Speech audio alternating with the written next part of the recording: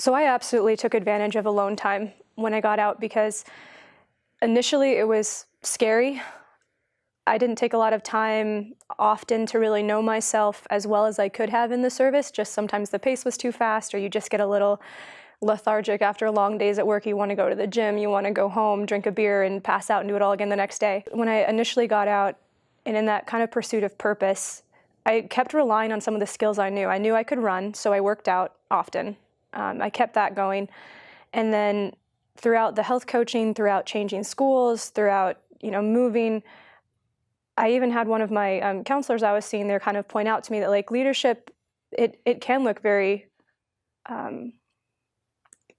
what's the word? When you're in solitude, yes, it can look like you're alone a lot because you are reading. Number one, I think is something you should always do. You should always be reading and writing down some of those thoughts, and then also finding a mentor that can kind of help guide you through them. But I think you really find a good balance and know that you can actually like yourself and know that you have good attributes when you can actually spend time with yourself. And that to me was always really important. It was really lonely sometimes, really lonely, but that's also when finding other like-minded individuals who are willing to be alone so they can bring something to the group later is really important. I really did treasure that time because eventually you're not always going to have that as life gets busier and you become more professional or more academic. Since I was 15 years old, I've wanted to be a musician. That has always been the dream. It sounds like nothing else that I've already done, and I still harbor maybe delusions about that, doing that full time someday.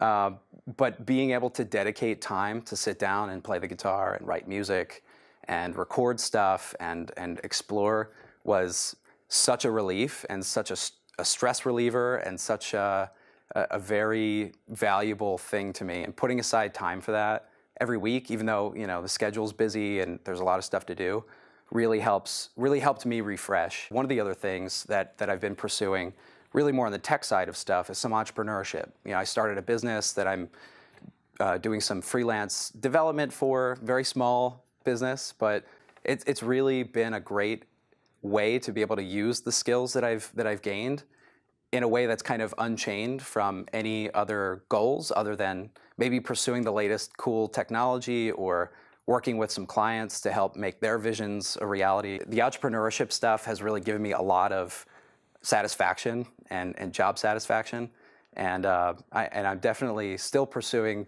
both of those things on the side, and that's been very helpful.